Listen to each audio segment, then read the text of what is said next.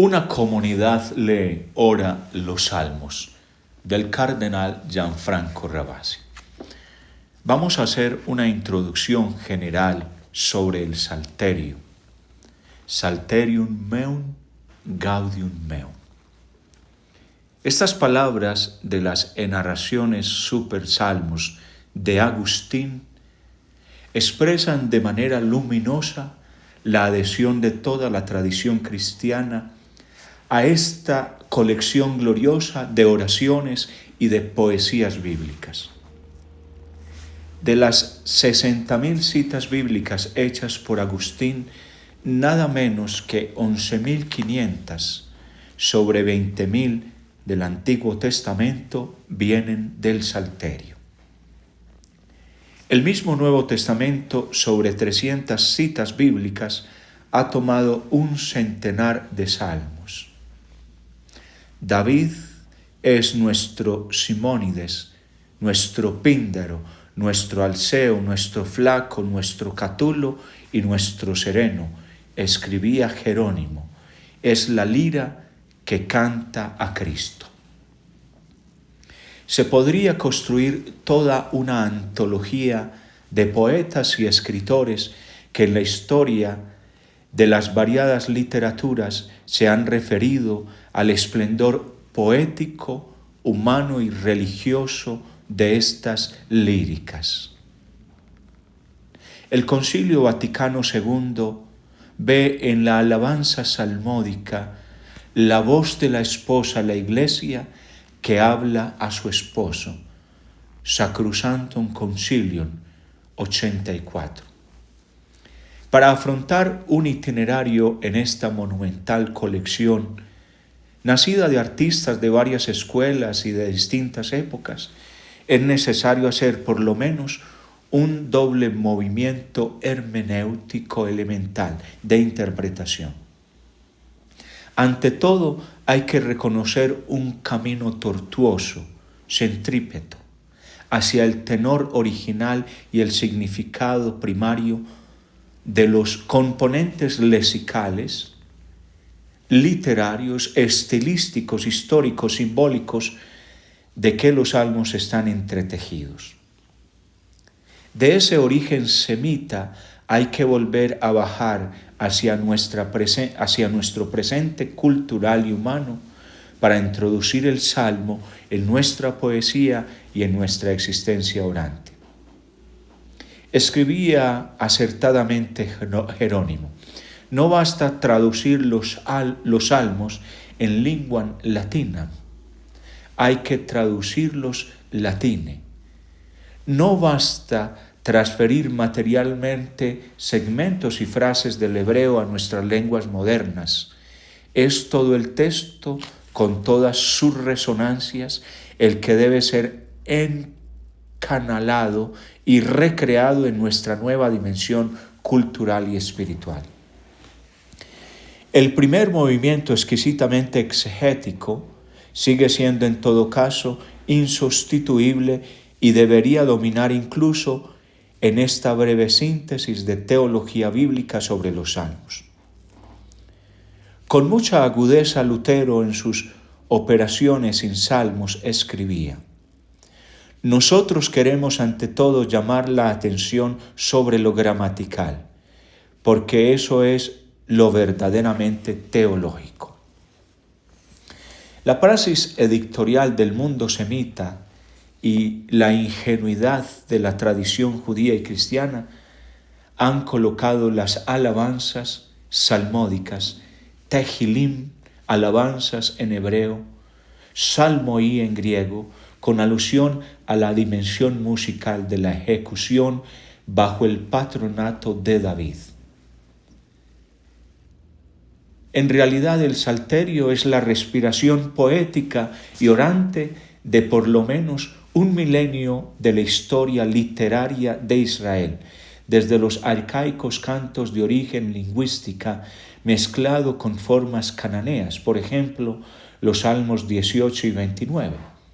Se llega hasta composiciones típicas de la espiritual de los Hasidim macabeos, Salmo 149. De las fórmulas oficiales para el culto litúrgico se pasa a poemas de fuerte inspiración personal, aunque en el fondo constante de la liturgia del tiempo. De las formas literarias diversas emergen diferentes Sittenleben, es decir, situaciones vitales de génesis de los textos y por tanto géneros literarios, temas, finalidades múltiples. El judaísmo quiso organizar la colección en una especie de Pentateuco, marcado por doxologías finales. Salmo 41:14, 72:19, 89:52, 106:48 y 156. El primer libro serían los Salmos 1 al 41 y terminaría precisamente esa doxología en el Salmo 41, verso 14. El segundo libro iría de los Salmos 42 al 72, terminando con la doxología en el Salmo 72, verso 19. El tercer libro iría de los Salmos 73 a 89, terminando la doxología del libro en el Salmo 89, verso 52. El cuarto libro, los Salmos que irían del 90 al 106, terminando con la doxología en el Salmo 106, verso 48. Y el libro quinto, para completar este Pentateuco, esta Torá de la oración, serían los Salmos 107 a 150, culminando con la doxología final en el Salmo 150, verso 6. Al lado del Pentateuco histórico de las acciones salvíficas de Dios, la Torá, Génesis, Éxodo, Levítico, Números, Deuteronomio, se justaponía idealmente el Pentateuco orante del Salterio, respuesta bendiciente y bendita del hombre a Dios liberador. Sin embargo, la fenomenología del Salterio es más compleja y supone un amplio proceso genético y redaccional. Pasemos ahora a la arquitectura exterior del Salterio. T.K. Cheyney afirmó que existen salterios en el Salterio, como es evidente debido a su variada fragmentación, es decir, su formación y su redacción. La formación histórica y también la redacción. La palabra definitiva hay que dejarla obviamente a un paciente análisis conducido sobre cada canto. Aquí nos contentamos, según los fines de nuestra investigación, solamente con un primer censo. A él deberían también contribuir los discutidos y a menudo enigmáticos títulos propuestos por la tradición judía a la mayor parte de los salmos y referentes al género literario del canto, el uso litúrgico, las modalidades de ejecución instrumental y melódica, elementos circunstanciales y la paternidad, el llamado lamed autores, es decir, la atribución a un autor. Pero los problemas que estos títulos ponen son superiores a los que se quisieran resolver. La actual distribución, contentémonos con un breve perfil que enumere las mayores distribuciones tal como parecen aflorar de la actual redacción de la colección del Salterio. El bloque de los Salmos 1 a 41 está constituido por los salmos personales, sobre todo súplicas, y por los salmos Yahvé y salmos David, aunque la atribución de los títulos a menudo se pueden desmitificar, sea por cuanto se ha dicho respecto del patronato muy libre, que es designado a personajes famosos dentro de las diversas obras bíblicas, sea por las dudas sobre el valor de los títulos, sea por el valor de lamed autoris, autor o destinatario, de David o por David y el rey davídico. Los Salmos 42 a 49, el Salterio de los hijos de Coré, Segunda Crónicas 20:19, son una joya del Salterio, una serie de deliciosos corales levíticos cuyos centros son el templo y Jerusalén. El llamado Salterio de Asaf, Esdras 2:41, Primera Crónicas 15:19, Segunda Crónicas 35:15, abraza los Salmos 50 y 73-83. Es violento y nacionalista. El Señor se despertó como de un sueño, como un valiente adormecido en el vino, y golpeó a las espaldas a sus enemigos y los recubrió de eterna ignominia. Expresión del Salmo 78, 65 al 66. Con los Salmos 84 a 89 nos encontramos en un segundo Salterio Yahvé, es decir, en el que se usa este título divino, mientras los Salmos 51 a 72, Salmo 101, Salmo 103, Salmos 108 a 110 y Salmos 138 a 145 son un segundo e históricamente improbable Salterio David. Poco homogéneo, este Salterio pasa de la lamentación a una original reflexión filosófica. Pongamos aquí como referencia el Salmo 139. Los Salmos 93 y los Salmos 96 a 100 son el conjunto de los Salmos del reino de Yahvé, mientras los Salmos 105 a 107 son los Salmos del credo histórico de Israel. Los tres Halel, el Halel pascual de los Salmos 113 a 118, el gran Halel de los Salmos 135 a 136, el pequeño Halel de los Salmos 146 a 150 son textos de alabanza de carácter litúrgico, como tal vez los célebres salmos de las ascensiones hacia Jerusalén, los Salmos 120 a 134, sobre cuya génesis variamente se discute. No falta una secuencia de salmos dispersos como los dos sapienciales, el 111 y 112, el refinado y compuesto 90, el grandioso coral del 104, los post-exílicos y variadamente notables 102, 119, 137, o los salmos de origen ideológico profético, 91 al 92 y 94 al 95. Vayamos ahora a los orígenes de los salmos. El difícil debate sobre las coordenadas de origen del Salterio puede afrontarse solamente caso por caso. Las hipótesis generales son siempre parciales. La hipótesis macabea, sostenida por los exégetas alemanes del 800, Dunn, Weinhensen, consideraba el Salterio un tardío producto de la teología judía.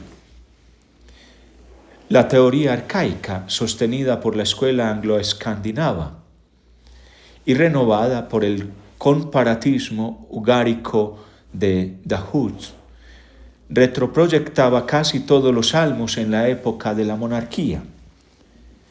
La solución más equilibrada es la pluralista. Esta vale incluso para el 1611 general del Salterio. Los salmos no nacen en un espléndido aislamiento. Ellos suponen conexiones con los tres polos de la cultura del Antiguo Oriente. Babilonia con sus lamentaciones y sus himnos de alabanza. Egipto, que alguna influencia ejerció sobre los salmos 2, 33, 34, 104 y 110 y sobre algún salmo sapiencial. Canaán, representado sobre todo por Ugarit, es importante para descifrar los textos más arcaicos y sobre todo los puntos oscuros y lesionados del Salterio. A este más vasto y más vago contexto general se debe asociar el más específico, que es ciertamente cultural. Este último contexto, sin embargo, no excluye la indiferencia del privado, del personal, que solo secundariamente es reconducido al culto comunitario, siendo la piedad privada para el hebraísmo no separable para la comunidad de la alianza. Sobre el culto hebreo tenemos solo datos fragmentarios, fruto de la tradición sacerdotal del libro del Levítico y de la tardía reelaboración del cronista. El Salterio podría testimoniar sobre algún dato del culto incluso porque a nivel de redacción final este se ha convertido en una especie de himnario litúrgico del segundo templo, el edificado después del regreso del destierro de Babilonia y consagrado hacia el año 515 a.C. Indiscutibles son las alusiones a fiestas, procesiones, sacrificios, oráculos, vigilias nocturnas, bendiciones, funciones sacerdotales y a otras estructuras del culto del templo. El fondo es muy a menudo eclesial, la multitud, los sacerdotes, el diálogo antifonal. Salmo 15, 24, 118, 120, 122, 131, 132, 134, 136. Y la alegría del canto, de la danza y de la música. Ejemplar es el Salmo 150. En apéndice merecen una alusión las cuestiones textuales, sobre todo comprometedoras para los estudiosos del Salterio. La bondad del texto masorético, del cual en un pasado reciente tanto se dudaba, hay que sostenerla sin duda. Incluso la confrontación con los 27 fragmentos de la 11ª gruta del Qumran va en esta línea. La versión de los 70, en lo relativo al Salterio, es de las peores de toda la Biblia griega, pero siempre significativa a nivel comparativo e interpretativo general. Relevante también el Targum arameo. Interesante los duplicados presentes en el mismo Salterio. Salmo 14, 53, 40, 70, 57, 108, 18, 2 Samuel 22. Jerónimo preparó por lo menos 3 versiones latinas del Salterio. La primera es una revisión de la preexistente Vetus latina sobre los 70 y es conocida como Salterio romano porque se usaba casi solo en la Basílica de San Pedro. La segunda es una revisión hecha en Palestina de la Vetus latina, pero sobre las Esaple y es conocida como Salterio galicano, porque había sido adoptado en las Galias antes de ser aprobado por Pío V en 1568, es decir, el Salterio de la Vulgata. La tercera es la única hebraica Veritate y es conocida como Salterium Iuxta Hebreos, pero no fue nunca usada por la Iglesia. Puesto que en la liturgia se hace uso de la Vulgata, hay que recordar también la distinta numeración del Salterio, causada sustancialmente por la fractura que el texto masorético ha obrado sobre el Salmo 9, dividiéndolo en los Salmos 9 y 10, mientras la 70 y la Vulgata lo conservan intacto y unitario. La secuencia completa de las 2 numeraciones se puede esquematizar así. El texto masorético hebreo, Salmos 1 al 8, Salmos 9, 10, Salmos 11, 113, Salmos 114, 115, Salmos 116, Salmos 117 al 146, Salmos 147, Salmos 148 al 150. Y la enumeración de la 70 y de la Vulgata, Salmos 1 al 8, Salmo 9, Salmos 10 al 112, Salmos 113, Salmos 114 al 115, Salmos 116 al 145, Salmos 146 al 147, Salmos 148 al 150. Como se usa en el ámbito científico, nosotros seguimos la numeración hebrea. Salmos y poesía. Las oraciones del Salterio son ante todo líricas. Su mensaje tiene como vehículo la comunicación de dimensión estilística, métrica, simbólica de la poesía semítica. Para entrar en sintonía plena con los salmos, es indispensable abrirse a la intuición libre y al rigor de la poesía, realidad sencilla y compleja, componente constante de la humanidad auténtica, experiencia desde muchos puntos de vista afín a la de la fe. Aquí tratamos de sugerir solo algunos datos esenciales y exteriores para favorecer el ingreso en el mundo admirable de la poesía de los salmos. Queda siempre firme la convicción de que solo una continua y amorosa costumbre al texto poético del Salterio puede realmente descubrir sus secretos y esplendor. El ritmo.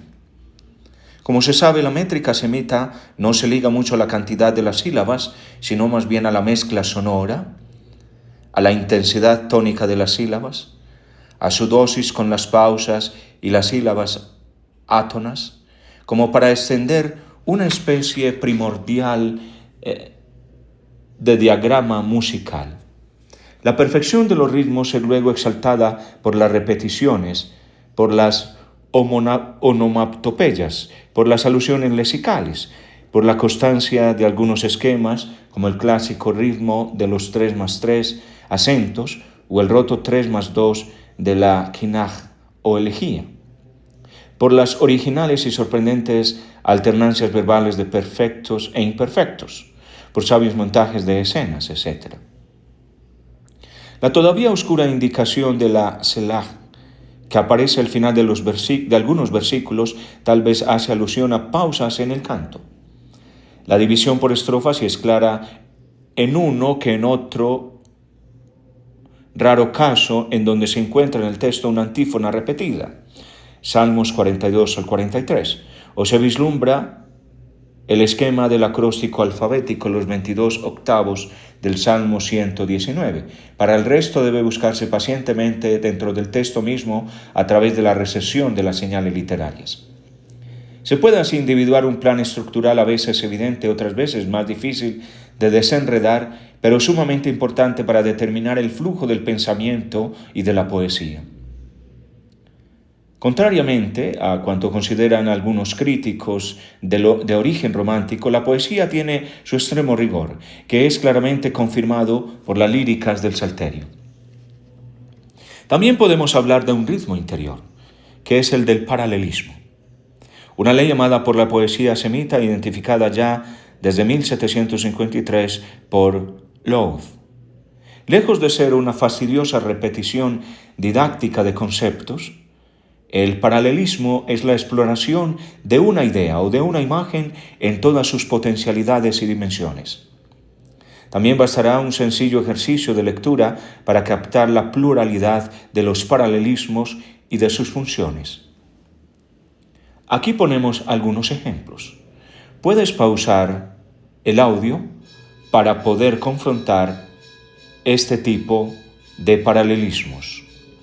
Desde la sinonimia verbal, Salmo 1.3, Salmo 6.2, Salmo 19.2, Salmo 38.2, Salmo 76.3, Salmo 85.3.4. Repito, puede pausar el video para buscar estos textos y confrontar este paralelismo de la sinonimia verbal. También a la sinonimia pasamos ahora a la simbólica. Salmo 52.7, Salmo 73, 23 al 24, todo el Salmo 114. De la antítesis, Salmo 1.6, Salmo 29, Salmo 55.2. A la síntesis, Salmo 9.8, Salmo 19.8, Salmo 27.1. De la progresión, Salmo 1.1.2, Salmo 135.12, Salmo 145.18, al clímax, Salmo 29, versículos 3, 5, 8, Salmo 76.5, Salmo 77.11. El poeta inglés Thomas Eliot llamó el mundo literario de los salmos el jardín de los símbolos y de la imaginación, en el que es difícil poner orden a la manera occidental. La gnoseología bíblica, por otra parte, es símbolo poética. Es un conocimiento, experiencia exquisita, afectiva y operante, según expresión de Maritain. Hay pues problemas de versión, de filología, de montaje, de análisis comparada. Hay la imprevisión de las coligaciones por asonancia fonética en el original. Hay la libertad de razonamiento semita. Hay la importancia del mito y del símbolo. Hay la posibilidad de una fértil aplicación de las ciencias lingüísticas. Tratemos ahora de recoger en una síntesis simplificadora las principales áreas simbólicas del Salterio. Para comprender cuánto sea simplificadora respecto de la riqueza del original, bastaría leer el terrible Salmo 58 con su impresionante arsenal metafórico de no fácil catalogación. La simbólica teológica usa como vía privilegiada el antropomorfismo. Aparece así la tradicional descripción del organismo de Dios: cara, nariz, labios, brazo, mano, pie, ojo, dedo, oído, entrañas, y de su psicología: alegría, ira, venganza, indignación, arrepentimiento, amor, embriaguez, tristeza. Ejemplar en este sentido podría ser el monumental Te Deum real davídico del Salmo 18. El corazón de la oda está constituida por 2 evocaciones de la acción de Yahvé, en el que él cae sobre la tierra como un caballero envuelto en el manto de las nubes para salvar al fiel náufrago y para adiestrarlo para la batalla y combatir con él. Por osadía en el uso del antropomorfismo son célebres las imágenes de Yahvé que tiene en mano un cáliz de vino drogado que los impíos deben beber hasta las heces, Salmo 75, 9, y de Yahvé ebrio y adormecido por el vino, Salmo 78, 65. Pero el antropomorfismo conoce también la delicadeza. Pensemos en los arquetipos psicoanalíticos paterno y materno, Salmo 27, 10, Salmo 103, 13, Salmo 131, 2, o en el admirable Salmo 139. A Dios se aplica también un simbolismo cósmico. El universo entero habla de Dios y está al servicio del Dios de las venganzas. La tempestad, Salmo 29, y las nubes, Salmo 18 y 68. El coche divino de las aguas, Salmo 65. Las constelaciones que nacen de sus dedos, Salmo 8. El cosmos como armadura divina en su lucha contra el mal, son algunas de estas aplicaciones simbólicas. Incluso el esquema militar produce definiciones de Dios como escudo, roca, fortaleza, peña, baluarte, instructor militar, general de inspección, etc. Si para descifrar el misterio de Dios se usa al hombre, para definir el del hombre se usa a menudo el animal. El símbolo antropológico va acompañado entonces de un bestiario propiamente dicho, Salmo 104. La sierva que se lamenta, Salmo 42, 2.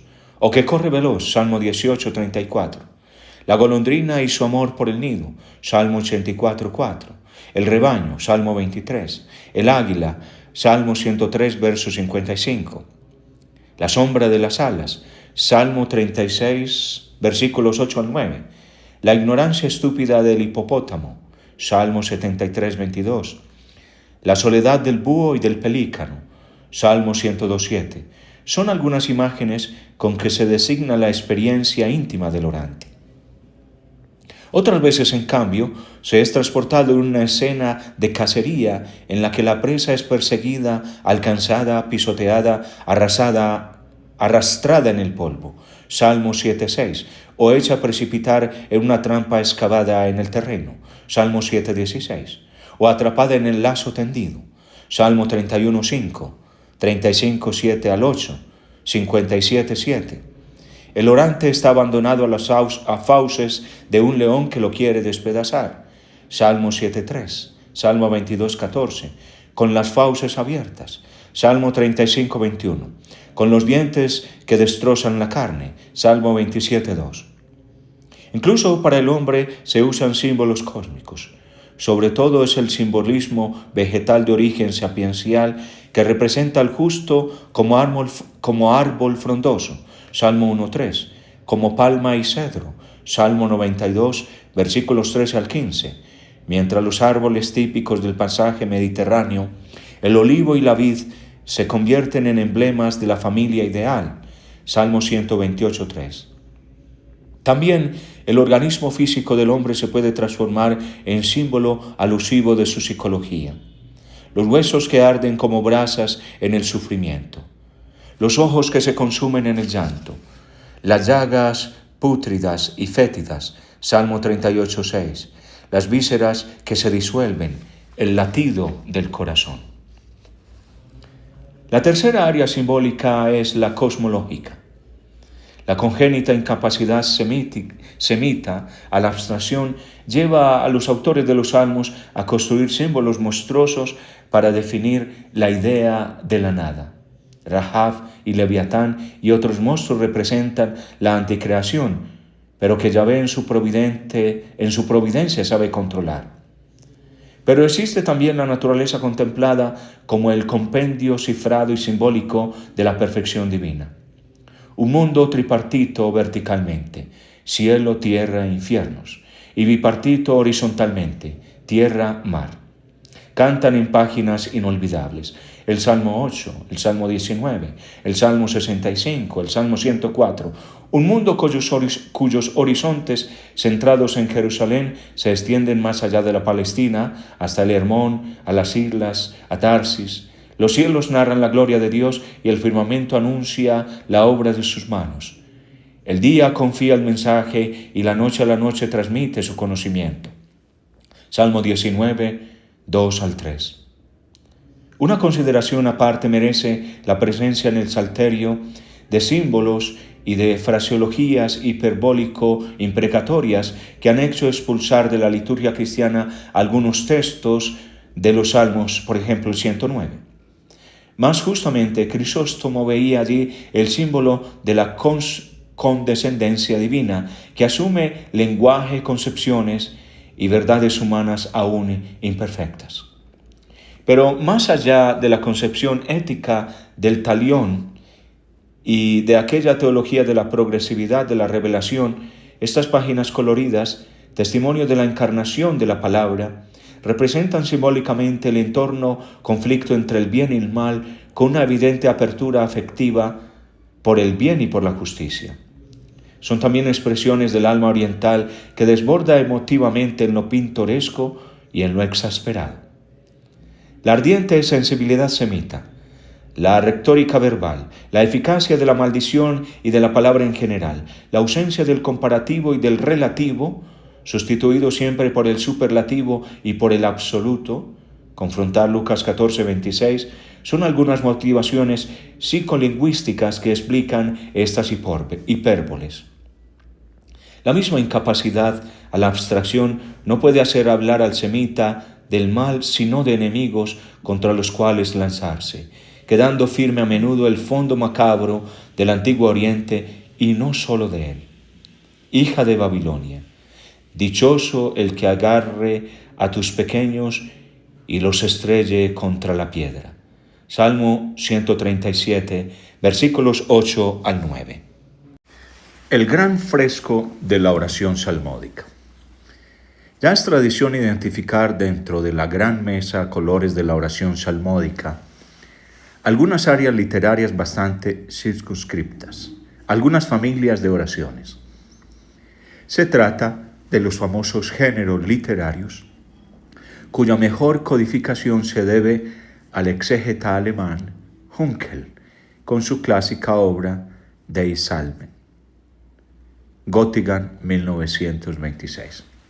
Sin embargo, precisamente debido a la libertad de la poesía, estas catalogaciones demasiado rigurosas, aunque sumamente útiles, se revelan siempre un poco rígidas y coartantes. Aquí nos contentamos ofreciendo una esencial planimetría de los géneros literarios del Salterio con el fin de una mejor comprensión de su mensaje. Los himnos. El himno no es solo un modelo literario, es la definición de una actitud interior fundamental, la de la alabanza pura. No por nada, como ya se dijo, todos los salmos han sido llamados tehilim, alabanzas, himnos. Escribía Hunkel: el himno responde a la necesidad más profunda y más noble de toda religión, que es la de adorar en el polvo a quien está sobre nosotros. El himno es profesión de fe en la salvación que el Señor infunde en la historia y en la creación. Es contemplación libre y espontánea de Dios. Se da las gracias por el solo hecho de existir. La alegría envuelve todo lo creado. Cuán glorioso es tu nombre sobre toda la tierra. Salmo 8, versículos 2 y 10. Quiero cantar al Señor mientras tenga vida. Quiero alabar a mi Dios mientras exista. Yo me alegro en el Señor. Salmo 104, versículos 33 al 34. La estructura literaria del himno es más bien blanda.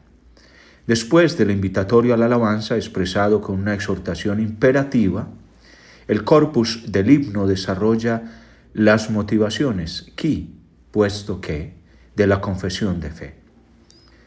La alabanza puede ser de dos tipos: descriptiva y, por tanto, genérica, o narrativa, más específica, y motivada, dedicada, es decir, a una precisa acción histórica y cósmica del Señor. El himno en estado puro tiene dos raíces: la creación con su encanto y sus misterios, y la historia en la cual Dios obra y se revela. Creación e historia. Ejemplares en este sentido son el Salmo 29, considerado por algunos estudiosos la reedición de un arcaico himno cananeo en cuyo centro dominan los 7 truenos. Trueno, voz de Dios, de la tempestad. El Salmo 8, producto sofisticado centrado en la confrontación Dios, hombre, cosmos, la maravillada contemplación del universo del Salmo 104, mezclado con alusiones al himno de Atón, de Aknatón, el faraón monoteísta del siglo XIV a.C. El canto de los 2 soles, el natural y el de la ley, en el Salmo 19. El solemne y compuesto aleluya al Creador proveniente del Salmo 135 o el Salmo 136, el gran Halel, modelado sobre el credo histórico de Israel. La doxología, la glorificación musical y cósmica del Salmo 150. Pero existen especificaciones ulteriores en los contenidos hímnicos. En particular tenemos que señalar 2. Ante todo, los himnos de Sión. La colina del templo es la meta de la peregrinación a Jerusalén y es el centro de algunos himnos llenos de una convicción de fe fundamental. La presencia de Dios en Sión es fuente de protección. La presencia de Dios en el espacio sagrado es signo de la santificación de las realidades terrestres. La divisa del Salmo 46 es precisamente: el Señor para, el Señor con nosotros, versículos 1, 8, 12. A su lado se pueden colocar el Salmo 48, elogio de Sión, el inexpugnable, el Salmo 76, oda triunfal al defensor invencible de Jerusalén, el Salmo 84, el cántico por excelencia del peregrino, fulgurante aclamación a Jerusalén, madre de todos los pueblos. El inolvidable Salmo 122, que termina con la famosa asonancia Shalom, Jerusalén. Ahora hay que señalar los himnos al Señor Rey, discutiblemente ligados por la escuela exegética escandinava y por la inglesa de Myth and Ritual, mito y ritual, al esquema litúrgico de la entonación del dios Marduk a Babilonia en ocasión de la fiesta del Año Nuevo. En el centro de estos cantos está la aclamación Yahvé Malak. El Señor se ha convertido en y es Rey. Salmo 93:1, Salmo 96:10, Salmo 97:1, Salmo 99:1. Su reino es reconocido como eterno, universal y perfecto por prosperidad, majestad y paz. No falta el elemento dialéctico de la lucha triunfal de Dios contra sus enemigos y contra las fuerzas hostiles del mal. Salmo 10:16. Aunque tal vez usados como textos para la procesión del arca en el templo, estos himnos se orientan sobre todo en el posexilio, Isaías 52:7-10, a ser signos del triunfo escatológico del Señor. Si excluimos el Salmo 47, ovación al Señor Rey de Israel y de los pueblos, la colección de los himnos al Señor Rey está reunida en los Salmos 93 y 96 al 99. Las súplicas. El signo dominante bajo el cual se coloca la oración bíblica es el del dolor y de la lamentación. Aunque se registren siempre una sobria y una compostura desconocidas al mundo fuera de la Biblia, de las lamentaciones. Más aún, las finales de estas súplicas salmódicas están abiertas a la confianza de la escucha, incluso porque la visión de la historia bíblica es siempre sutilmente mesiánica y por tanto abierta al futuro y a la esperanza. La estructura de la súplica supone en su forma mayor un drama representado por tres personajes: Dios, el orante, el enemigo, y articulado en tres actos, distribuidos sobre tres dimensiones del tiempo: la felicidad perdida del pasado, el trágico presente, la esperanza en el futuro. La división clásica se basa sobre los sujetos orantes. Se tienen así súplicas personales, una amplísima colección de oraciones que tienen el primado cuantitativo en el salterio, y súplicas nacionales o comunitarias ligadas a un drama de la nación. Súplicas entonces personales y comunitarias o nacionales. Salmo 12, 44, 60, 74, 80, 83, 85, 106, 123, 129 y 137. El elemento más significativo después del angustiado llamado a Dios es la descripción de la situación de sufrimiento en que se encuentra. Y aquí es en donde aparece el enemigo, casi siempre personificado bajo metáforas bélicas, venatorias o teriomorfas, es decir, de fieras o monstruos. El enemigo puede ser una enfermedad grave que amenaza la vida y que en la perspectiva retribucionista es signo de la maldición divina. Salmo 6, 22, 38 y 102.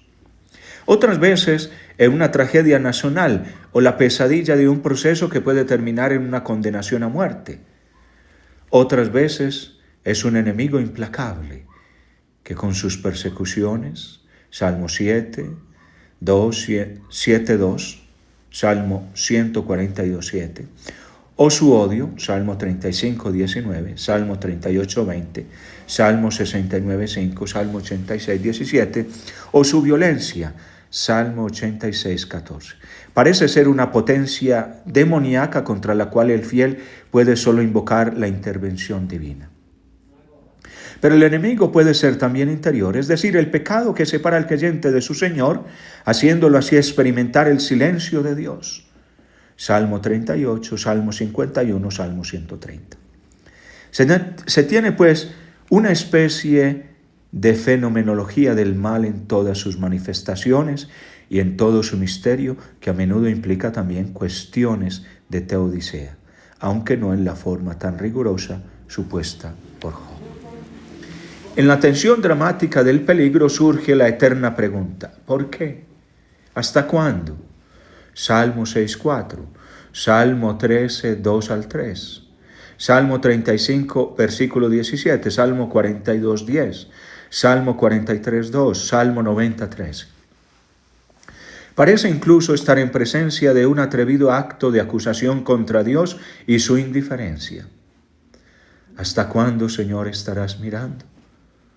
Salmo 35, 17. Confrontar Job capítulo 3 y Jeremías 20. Pero el último acto del drama está siempre abierto al futuro, que en algunos salmos está anticipado y se ve ya en acción. Se usa el llamado perfecto precativo. El Dios mudo y lejano ha escuchado la súplica. Su intervención liberadora se ha manifestado. El fiel está preparando su sacrificio de agradecimiento o promete invalidar el voto y testimoniar a todos el amor liberador de Dios. Confianza y agradecimiento. La confianza bíblica está basada en el concepto de fe, creer. Significa basarse en una roca firme, significa construir sobre la certeza y no sobre las arenas de la duda. Significa esperar contra toda esperanza, expresión de San Pablo a los Romanos 4:18. Todo el Salterio está pues imbuido de esta atmósfera en que algunos salmos llegan a ser tan intensa que constituye el único tema. Precisamente porque la confianza es una actitud, tampoco el salmo que de ahí resulta tiene una estructura constante y precisa, sino que es una explosión libre y espontánea de ideas y de expresiones con contaminaciones de otros géneros. Como modelos, pensemos en el Salmo 16 con una espléndida profesión de fe sacerdotal. En el célebre Salmo 23, canto del pastor y del huésped. En el Salmo 27.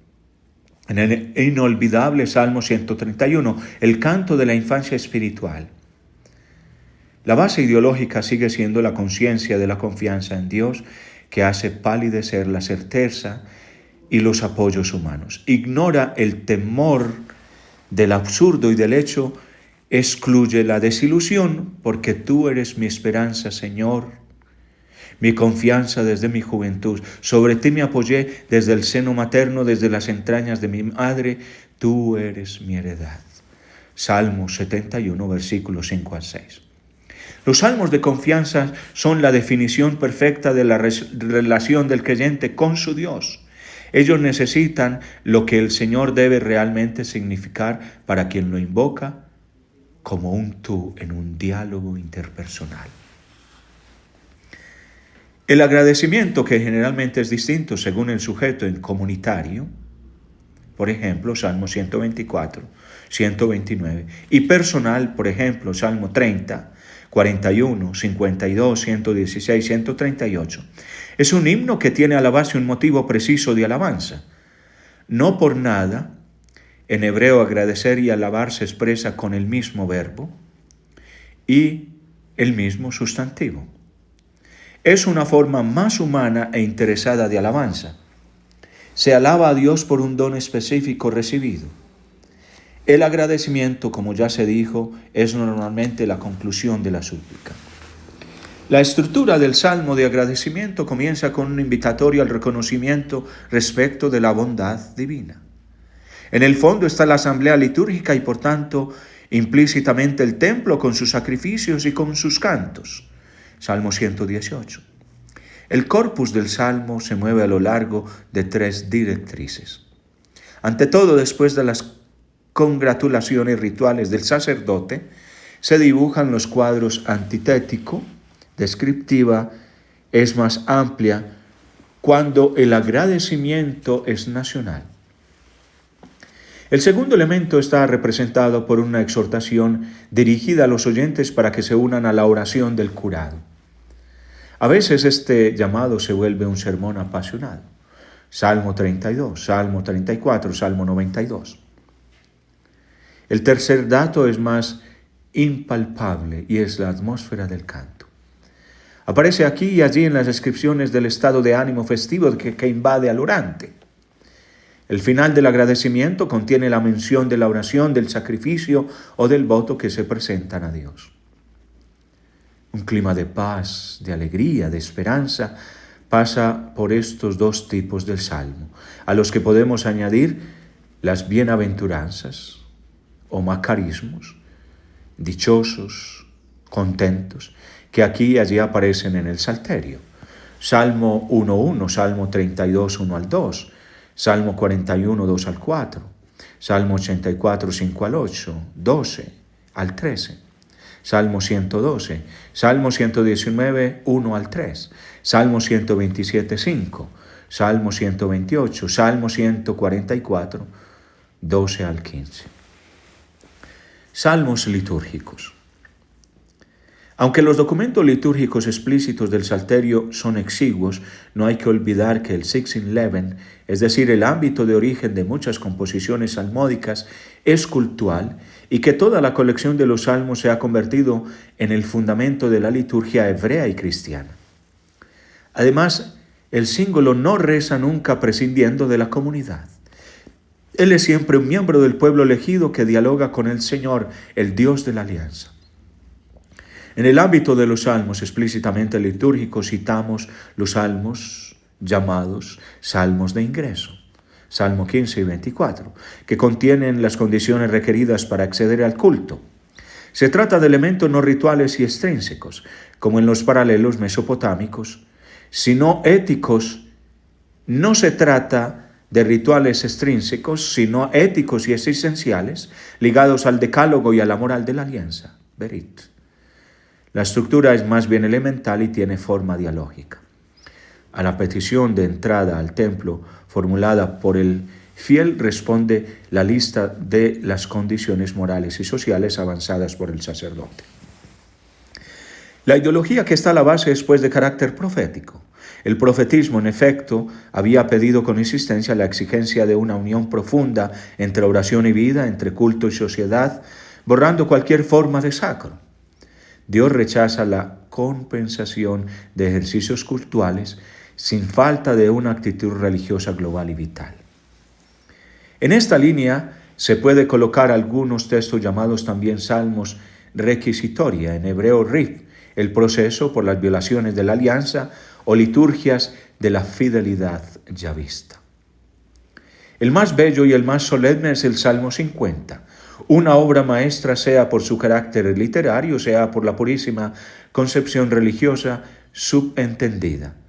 Ver también el Salmo 81. Otras veces la requisitoria oficial, conducida por el profeta, por el sacerdote, se transforma en un juicio de Dios propiamente dicho, como en el Salmo 58, un texto lleno de inventivas contra los elim, es decir, las magistraturas injustas y corruptas. Ver el Salmo 82. Los salmos de peregrinación a Sion no son necesariamente todos los salmos de las ascensiones del Salmo 120 al 134, más bien heterogéneos, aunque usados como libros del peregrino. Pero muchos de ellos y otros dispersos en el Salterio, por ejemplo el Salmo 84 y 95, expresan bien esta constante tensión que la liturgia y la oración tienen respecto del templo y de Sion, lugares de la presencia espacial e histórica del Dios de la alianza. Salmos sapienciales. Esta delimitación es vaga precisamente como es amplio el horizonte de la sabiduría bíblica que abraza casi todos los sectores de la investigación humana. En ella entran algunos textos de los salmos, sobre todo sapienciales, por los temas, como los Salmos 1, el 14, 53, el 37, el 49, el 73, el 90, el 112, 119, 127, 128, 133, 139. En los Salmos 127 y 133 se logra vislumbrar el estilo proverbial clásico. En los Salmos 37, 49, 73 aparece el angustioso problema del sufrimiento inocente y del triunfo del malvado. Los impíos son sometidos a dura sátira en los Salmos 14, 53 y en el Salmo 36, versículos 25 y 13. La fraternidad comunitaria es celebrada en el Salmo 133. Mientras el Salmo 119, en el espíritu del acróstico alfabético, podría llamarse una alabanza de la fidelidad a la ley divina de la A a la Z, la Torá. Al área sapiencial son conducidos a menudo los salmos alfabéticos, como el citado Salmo 119, el 37, el 112, mientras de cualidad diferente, no obstante, esta estructura escolástica Son los salmos 9 al 10, 34, 111, 145. Aunque el discurso es estructuralmente diverso, hablamos aquí también de los salmos históricos. Estos, en efecto, son como lecciones o catequesis sobre las raíces de la propia fe. Ahora bien, la fórmula perfecta de la fe bíblica es la celebración de las acciones de Dios para con su pueblo, y la más alta oración es reconocer, profesar, meditar las grandes obras de Dios. El credo de Israel, creación, patriarcas, éxodo, desierto, tierra de Canaán, se convierte en la base de algunos salmos culto catequísticos. Cada una de estas composiciones tiene su óptica en la presentación de la teología de la historia. El movimiento del Salmo 78 es amplio y contemplativo. La historia sagrada es leída a lo largo de dos declives antitéticos de los Salmos 105 y 106. El primero es optimista, seguro de la preponderancia de la bondad divina sobre los obstáculos interpuestos por el hombre. El segundo, el cambio, es pesimista y ve la historia como una hilera ininterrumpida de no del hombre al amor de Dios. El Salmo 136, el gran Halel, es una reelaboración cultural del credo deuteronómico, del libro del Deuteronomio, capítulo 26, 5 al 9, y de Josué 24, 1 al 13, con la añadidura del tema de la creación, mientras el alfabético 111 es una nomenclatura condensada de los grandes beneficios del Señor.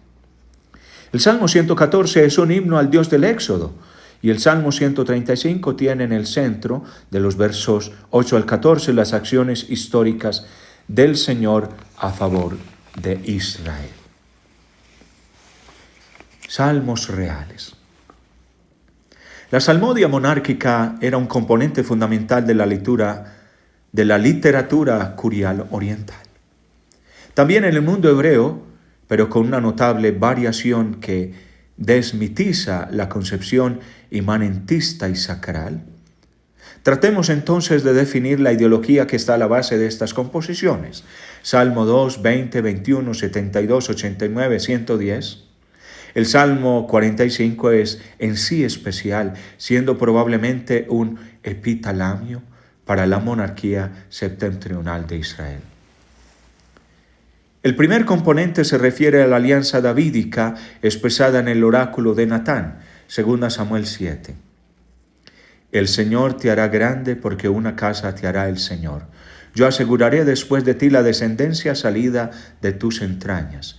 2 Samuel 7, 11 al 12.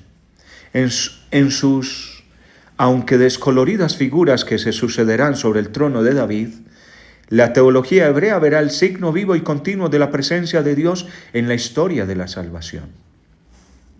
Otro elemento ideológico importante en estos cantos, que a menudo son textos litúrgicos para la entronización del rey hebreo, está representado por el llamado protocolo real. El decreto del Señor, según el cual se proclamaba el Rey Hijo de Dios. Salmo 2.7, Salmo 89, 27 al 28, 2 Samuel 7.14. En Egipto, esta declaración tenía valor imanentista de verdadera generación física. De aquí nacía el culto imperial. Israel, en su misión trascendente y monoteísta de Dios, desmitiza radicalmente el protocolo real. Él declara solo la filiación adoptiva del soberano, excluyendo así la generación natural de la divinidad reconocida al rey incluso en el mundo cananeo. Un tercer dato es sugerido por una modalidad a primera vista extrínseca y formal, es decir, el tono altamente encomiástico con que se han redactado estos cantos.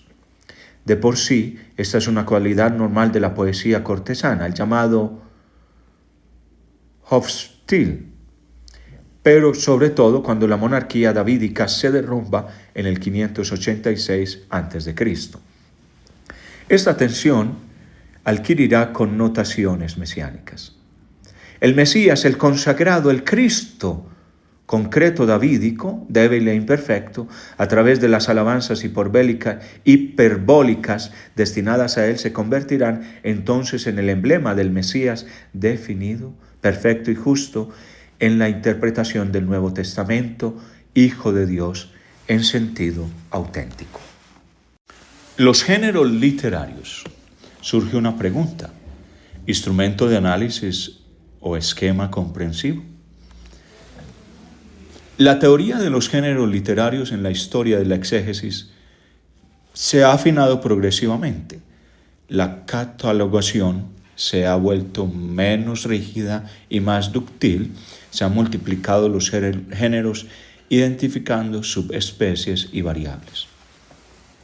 Sin embargo, hay que reconocer que por lo menos la mitad de los salmos no responden plenamente a uno de los tantos géneros hasta ahora catalogados, por lo cual es necesario remarcar la libertad de la poesía y la creatividad de cada autor individual, el cual, aunque obedeciendo a leyes bastante codificadas en la poesía semita, introduce siempre lo imponderable de su fantasía, de su espíritu, de su personalidad. Algunos textos además resultan tan complejos y variados que incluso impiden ese proceso de censo aproximativo o múltiple adoptado por la exégesis y también por los exégetas. Ejemplar en este sentido es el Salmo 115, un texto litúrgico de múltiples transferencias de género. En esta mezcla se reconocen la alabanza, versículo 1, la elegía, versículo 2, la ironía, versículos 4 al 7, la maldición, versículo 8, la profesión de fe, versículos 3 y 9 al 11. La fórmula ritual, versículos 12 al 16. La atmósfera sapiencial, ni se puede excluir la tendencia a la composición libresca, resumida a edificación privada o comunitaria, como sostenía Lipinski. El lector diligente del Salterio debe, pues, moverse dentro de esos textos con mucho cuidado, con una dosis sabia de registros de lectura y con la capacidad de saber descubrir la originalidad y la libertad de la poesía y de la fe. Adentrémonos en la teología de los salmos. El Salterio es comparable a una imponente catedral en la que han puesto manos artistas de épocas y de formaciones diversas. Esta imagen logra expresar claramente las concretas dificultades que se encuentran al trazar un panorama sintético del mensaje encerrado en los 150 salmos. Considerando la diversidad de las coordenadas de cada una de las composiciones, las operaciones de actualización a las que estas han sido sometidas antes de cristalizarse en el texto actual, la fluidez de los géneros literarios y del uso litúrgico, la diversidad de las perspectivas teológicas de las varias épocas en las que han trabajado los distintos autores, se debe reconocer al máximo la posibilidad de identificar solo las estructuras de pensamiento del nivel terminal redaccional, casi ignorando la complejidad de su prehistoria acerca de este como libro. Tratemos, pues, de delinear estos hilos de pensamiento que ponen en unidad la superficie actual del Salterio. Los dos polos del diálogo. Siendo una teología de la oración, los salmos son sobre todo una implícita reflexión sobre el encuentro con Dios. Un encuentro que se realiza en un lugar centro de un doble movimiento. A la tienda del encuentro del templo se dirige el orante, pero allí acude también Dios y comienza el diálogo. Por eso el salterio es la celebración de una relación, de un gesed, vocablo que aparece por lo menos un centenar de veces y que marca antifonalmente el gran Jalel, el Salmo 136, la fidelidad de Dios. Y cubre un área semántica muy rica y personal: amor, fidelidad, confianza, intimidad, gesed. Por eso en el Salterio triunfan el adjetivo posesivo, el pronombre personal y los vocablos de posesión. El mío, nuestro, dirigido a Dios, aparece 75 veces. Durante unas 50 veces Israel es llamado su pueblo, 10 veces su heredad, 7 veces su rebaño. Una relación interpersonal que está expresada incluso con el recuerdo de Dios unas 30 veces. El acordarse de Dios es la actitud fundamental de la alianza ante lo cual Él siempre es fiel. Salmo 105:8. Un acordarse que es experimentable en sus acciones históricas. Salmo 78, 4 al 5, Salmo 105:1 y cósmicas. Al acordarse de Dios debe corresponder el recordar del hombre, que es sinónimo de creer. En efecto, el recuerdo memorial es la profesión de fe que hace actual y contemporáneo el acto salvífico pasado de Dios, introduciendo nuevamente al fiel en la salvación. Frecuente entonces es la invitación, como en el Deuteronomio, a recordar las maravillas de un tiempo, Salmo 77:12. A acordarse de Dios, Salmo 77:4. A acordarse de su nombre, Salmo 119:55. La relación con Dios es también mística, como enseña un pintoresco simbolismo. La mesa de comida de comunión, Salmo 36:9. La copa de vino y el perfume de la hospitalidad, Salmo 23:5. La saciedad física e interior, Salmo 16:11, Salmo 22:17, Salmo 37:19. La comunión de vida, Salmo 42:2 y 9, y de alegría, Salmo 36, versos 8 al 10. La habitación común en el Monte Santo, Salmo 5:5, Salmo 15:1, Salmo 23:6, Salmo 52:10, Salmo 92:13 al 15. La tierra reseca fecundada por la lluvia, Salmo 65, 10 al 14, Salmo 118:26, Salmo 128:5. La sombra que libra del ardor quemante del sol, Salmo 96, 3 al 6. Las alas que protegen, Salmo 17:8, Salmo 36, 8, 10. La intimidad del nido, Salmo 84:4. Una mística que abre tal vez a una nueva perspectiva, la inmortal, aunque sobre este punto el debate está todavía abierto. Salmo 16, 9 al 11, Salmo 49, 16, Salmo 73, 24. Pero los dos sujetos del diálogo son presentados a más que en su relación, también en sí.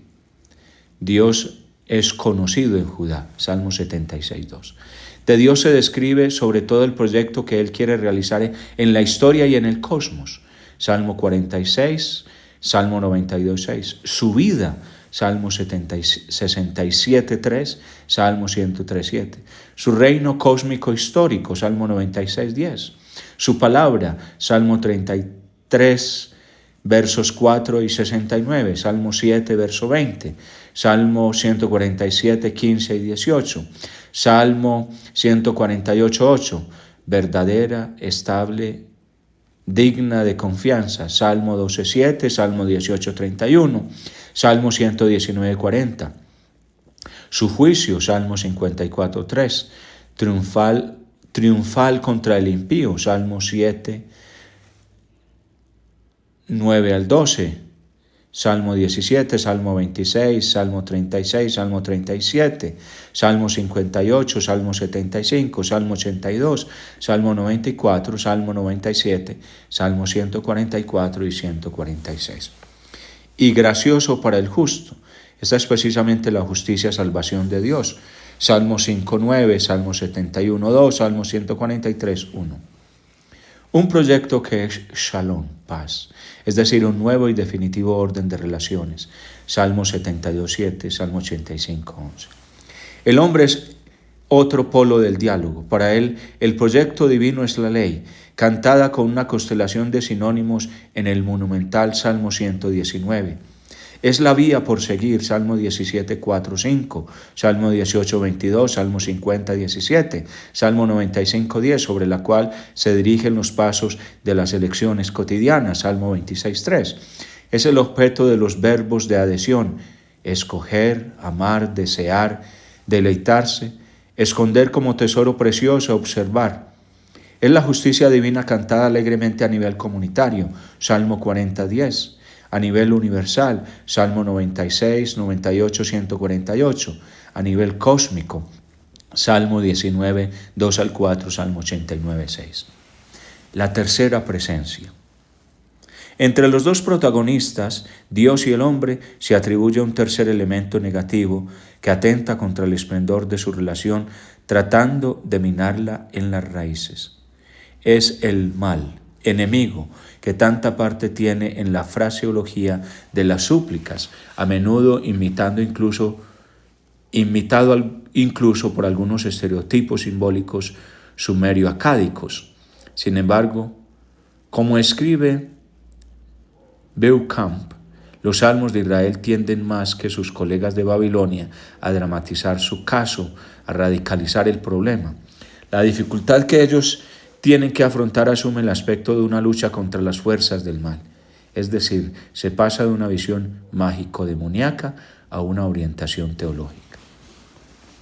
La descripción del mal está confiada a símbolos ya clásicos, al simbolismo bélico, guerra, Salmo 27, 3, Salmo 35:1, espada, Salmo 17:13, Salmo 22:21, arco y flechas, Salmo 7:14, Salmo 11:2, Salmo 37:14 al 15, escudo, Salmo 3:4, Salmo 7:11, Salmo 18, versos 3, 31, 36, derrota, Salmo 79, 80, 89, versículos del Salmo 89 del 39 al 46, al simbolismo venatorio, redes y trampas, Salmo 7:16, Salmo 19:16, Salmo 10:9, león, Salmo 7:3, Salmo 10:9, Salmo 17:12, al simbolismo cósmico, aguas inundadas, Salmo 18:17, Salmo 32:6, Salmo 46:4,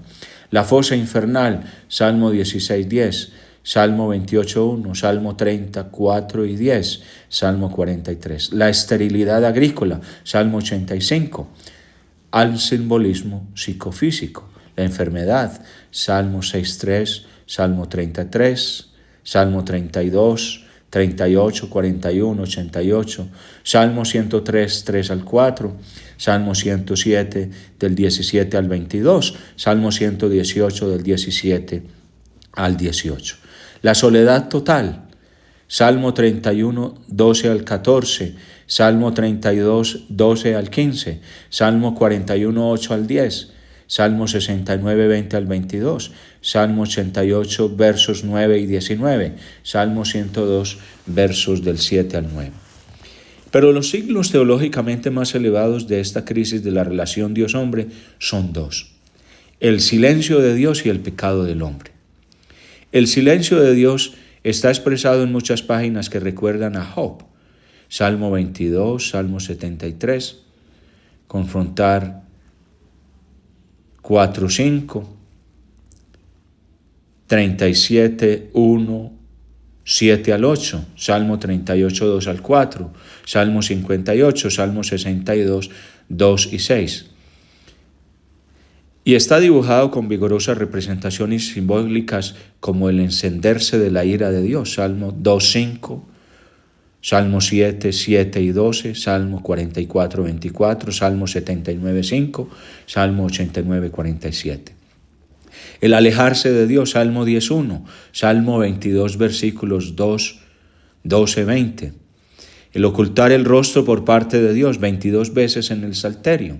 Confrontar, Salmo 4, 7, Salmo 10, verso 11. El silencio del hombre está expresado en cambio por su pecado, Salmo 50, 21, Salmo 5, 5 al 6, profundizado en sus dimensiones morales por los salmos de ingreso a la liturgia, Salmo 15, Salmo 24, Salmo 26 y por los célebres Salmos 51 y 131.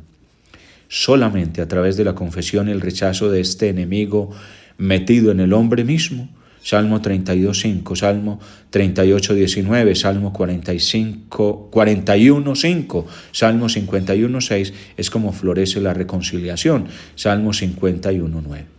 se restablece el diálogo sellado por el perdón de Dios, que es la victoria del amor más fuerte que la ofensa. Incluso el léxico del perdón es sugestivo. No recordar el pecado, dirigir el rostro, cubrir, kiper, el pecado, borrarlo, retornar, shub, a Dios por parte del hombre y de Dios hacia el hombre miserable, tener piedad, dominar el furor. Como el cielo es alto sobre la tierra, así domina su gesed, amor, sobre cuanto lo temen. Como dista el oriente del occidente, así aleja de sí nuestras rebeliones. Salmo 103, versos 11 al 12. Las dimensiones verticales y horizontales de un nuevo mundo pacificado se entrelazan en el corazón del hombre convertido y perdonado. El espacio místico del Salterio. Alrededor del centro constituido por Dios y por el hombre se articula toda la realidad de una serie de círculos concéntricos.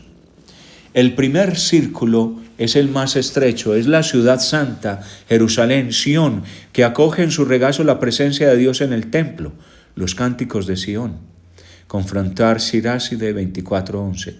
Y en el rey, hijo de David e hijo adoptivo de Dios, según Samuel 7, idealizado en la relectura mesiánico-escatológica, en Salmo 2, Salmo 72, Salmo 89, Salmo 110. De este rey se celebra la entronización, Salmo 2 y Salmo 110. La partida para la campaña militar, Salmo 20, las batallas, Salmo 18, el regreso triunfal, Salmo 21, el matrimonio, Salmo 45, el gobierno justo, Salmo 72, la política, Salmo 101, la caída, Salmo 89. El Señor se encuentra con el hombre en las dos dimensiones esenciales de la existencia: el espacio, el templo, y el tiempo, la historia davídica. El segundo círculo de este espacio místico que se amplía desde el centro de Sión es el pueblo de la elección y de la alianza con su historia. La historia no es un campo neutro en donde se chocan fuerzas ciegas, sino la línea ininterrumpida del amor y del juicio de Dios. Y por otra parte, la línea de la adhesión y del rechazo de Israel. Salmo 105, Salmo 106, confrontar Salmo 78, Salmo 111, Salmo 114, Salmo 135, Salmo 136. El tercer círculo es el de la creación. Primera maravilla de Dios añadida al credo histórico en el Salmo 136, confrontar Salmo 65, 9. El mundo y sus génesis son signo de la realeza trascendente de Dios. Tuyos son los cielos y tuya es la tierra. Tú fundaste el mundo y cuanto lo llena. Salmo 89, 12. Confrontar Salmo 8 y Salmo 104. El Señor abraza la vertical cielo y tierra, Salmo 29, Salmo 115, verso 3, y la tetradimensionalidad del espacio, Salmo 139. Todo lo que se integra en esta sucesión de círculos clavados por Dios es válido, precioso y sólido. Todo lo que se aparta es el enemigo, el mal, el pecado, la nada. Todo lo que se aleja de estas corrientes vivas es precario, engañoso y falso. El Salterio es una coral y una continua invitación a insertarse en esta dinámica, en esta vida, en esta gracia. Magnum opus hominum laudare Deum. San Agustín. Es el libro de la oración cristiana. El Salterio se ha convertido en el libro por excelencia de la oración cristiana, summa et compendium de todo el mensaje bíblico, como decía San Belarmino. Ambrosio, describiendo las oleadas sonoras de hombres, mujeres, vírgenes y niños que poblaban la iglesia de Milán cantando los salmos, las comparaba con el majestuoso ondear de las olas del océano. El Salterio, en efecto, no ha sido solo el libro de la oración nacional y de la liturgia oficial de Israel, Primera Crónicas 16, también el capítulo 25, Segunda Crónicas 7:3, Esdras 3:10 al 11, Nehemías 11:17. No es solo una expresión de los sentimientos de la humanidad entera cuando interroga a Dios en el dolor, en la alegría, en la vida y en la muerte. Se ha convertido sobre todo en el texto de la meditación orante cristiana, como ya testimonia la comunidad apostólica, que a los salmos reserva una nueva aplicación. Efesios 5:19, Colosenses 3:16, Santiago 5:13 y una nueva hermenéutica cristiana. Hechos de los Apóstoles 1, versículo 16 y 20. Hechos de los Apóstoles 4, 33 al 35. Sin entrar en el mérito de la compleja cuestión de la reactualización neotestamentaria del Antiguo Testamento, recordemos solo que algunos salmos ocupan una posición de prestigio en este proceso de reinterpretación. Así los salmos reales, sobre todo el 2 y el 110, sufren una hermenéutica cristológica de gran relieve. Para el Salmo 2.1, véase Apocalipsis 11.18. Para el Salmo 2.1.2, ver Hechos 4.25 y siguientes. Para el Salmo 2.7, ver Mateo 3.17 y su paralelo, y Mateo 17.5 y paralelos. Hechos de los Apóstoles 13.33. Hebreos 1.5, Hebreos 5.5. Para el Salmo 2.8 al 9, ver Apocalipsis 2.26. Apocalipsis 12.5, Hebreos 1.2, Apocalipsis 19.15. Para el Salmo 2.11, ver Filipenses 2.12. Para el Salmo 110, verso 1, ver Marcos 12.36, Mateo 22.44, Lucas 20.42, Mateo 26.64, Marcos 16.19, Hechos de los Apóstoles 2.34, Romanos 8.34, 1 Corintios 15.25, Efesios 1.20.23, Colosenses 3.1, Hebreos 1, versículos 3 y 13, Hebreos 8.1, Hebreos 10, 12 al 13, Hebreos 12.2, para el Salmo 110.4, ver Hebreos 7. El mismo fenómeno se repitió libremente para otros salmos como el Salmo 8 y el famoso Salmo 22. En este espíritu, Tomás de Aquino en su In Salmos Davides Expositio escribía que a diferencia de los otros escritos bíblicos, el Salterio abraza en su universalidad la materia de toda la teología. La razón por la cual este libro bíblico es el más usado en la Iglesia es el que contiene en sí toda la Escritura. Su característica es la de repetir, bajo forma de alabanza, todo lo que los otros libros exponen según los modos de la narración, de la exhortación y la discusión. Su finalidad es la de hacer rezar, la de elevar el alma hasta Dios a través de la contemplación de su majestad infinita, a través de la meditación de la excelencia de la eterna bienaventuranza, dicha, a través de la comunión a la santidad de Dios y la imitación efectiva de su perfección.